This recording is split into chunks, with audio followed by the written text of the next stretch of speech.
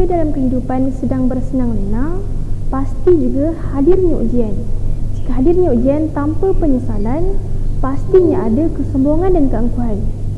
Dan jika hadirnya penyesalan dan terus lakukan perubahan, itulah dinamakan sebuah peluang. Peluang, jika kita terus nantikan kehadirannya, datang atau tidak peluang itu akhirnya menjadi tanda tanya.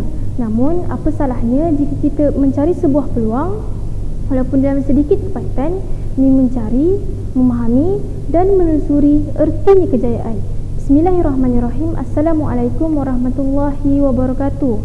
Salam sehati sejiwa, salam nadi ilmu amalan membaca. Menurut pantun orang dahulu, bila berselisih buat tak cakna, sungguh pun sudah bertentang mata.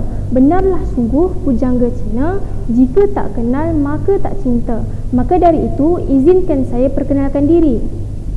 Nama diberi Nurdini Fakihah binti Bahrin, seorang pelajar sekolah menengah kebangsaan Cina 2 dan kini sedang menuntut di tingkatan 5. Tersungkur dan aku akur, lalu di saat dia masih beri kesempatan, mana mungkin aku sia-siakan. Itulah kata-kata keramat yang ditunjukkan dan diungkapkan oleh sebuah buku yang penuh dengan mutiara kata. Peluang kedua merupakan judul buku yang saya pilih untuk saya kongsikan pada hari ini, dan insya-Allah sama-sama kita fahami dan teladani apakah mesej yang ingin disampaikan oleh buku yang penuh berharga ini. Dengan mengandungi 174 halaman muka surat, karya agung seorang penulis ternama, Bonda Nur, dengan mengandungi 168 kisah di dalamnya, pertama kali diterbitkan oleh Bonda Nur Resources pada tahun 2021. Kategori buku ini adalah kategori berbentuk motivasi yang dapat menyentuh dan menjentik hati setiap jiwa pembaca. Nombor perkelasan dalam sistem dwi bagi buku ini adalah 808.882, iaitu kategori buku kesusasteraan. Hasil daripada gabungan penulis dengan latar kehidupan yang berbeza, naskah ini berkaitan tentang penyesalan yang belum terlambat. Hadirin hadirat pencetus Kula Sentana berkaliber lagi berkarisma, izinkan saya meniti sebuah wasilah nirmala yang berjudul Segaris Calar oleh Muhammad Azizi bin Abdul Rahman. Cerita bermula apabila Encik Hamid yang sedang mengetap bibir menahan kemarahan sebaik sahaja melihat kesan calar pada kereta kesayangannya. Pada hujung minggu, dia sangat gemar membasuh dan mengeratkan kereta. Selepas bersarapan, seperti biasa, beliau akan menyediakan segala kelengkapan untuk membelai dan memanjakan ibadat kekasihnya itu.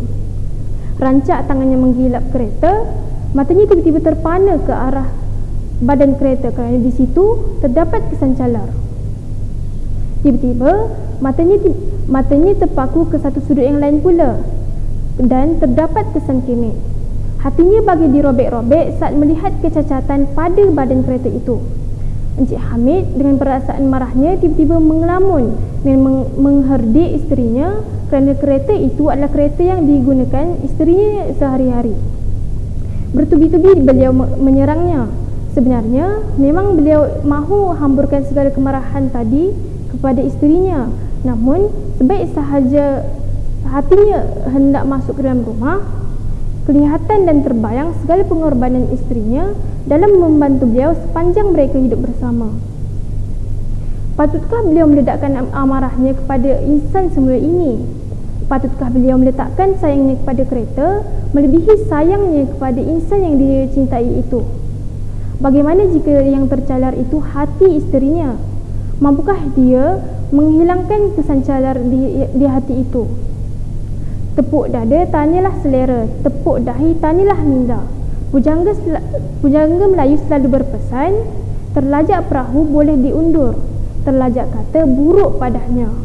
Dalam konteks ini, jika kita teliti dan fahami dengan lebih jelas, hadirnya peluang kedua, kerana Tuhan mahu kita menunduk dan menginsafi diri, serta Tuhan mahu kita perbetulkan keadaan demi kebaikan masa depan. Memetik pepatah Inggeris, they are none so blind as those who cannot see, and they are none so deaf as those who cannot hear. Berpaksikan cetusan idea saya yang meja, jiwa kita seharusnya disentuh, dulu atau sekarang dijadikan perantaraan. Kerana bumi mana yang tak ditimpa hujan, manusia mana yang tak berbuat kesilapan? Kadang kita mengeluh mengapa Tuhan takdirkan kita terjatuh. Sebenarnya, bangkit kita buat kesekian kalinya menjadikan kita lebih tega, lebih bertenaga. Dalam kehidupan dunia yang kian mencabar ini, saya berpegang teguh dengan baik-baik hikmat yang disampaikan oleh seorang profesor, iaitu Profesor Dr. Hamka. Menurutnya, peluang yang besar itu datang secara tiba-tiba. Datangnya ia tidak menentu masa. Datangnya ia di saat hadirnya kesempitan dan kesusahan. Nilailah peluang itu secara bijaksana. Rebutlah peluang itu kerana peluang yang besar itu hadir secara tiba-tiba. Ingat, pisang tidak berbuah dua kali. Jadi, ambil dan guna sebaik mungkin peluang yang ada. Dan itu, izinkan saya akhiri wacana ilmu kita pada hari ini dengan serangkap pantun. Dedap merah cantik berseri, runtun jiwa kayangan puteri. Silap dan salah merenung diri, ampun dipinta menyusun jari. Sekian, wabillahi taufiq wal hidayah. Wassalamualaikum warahmatullahi wabarakatuh.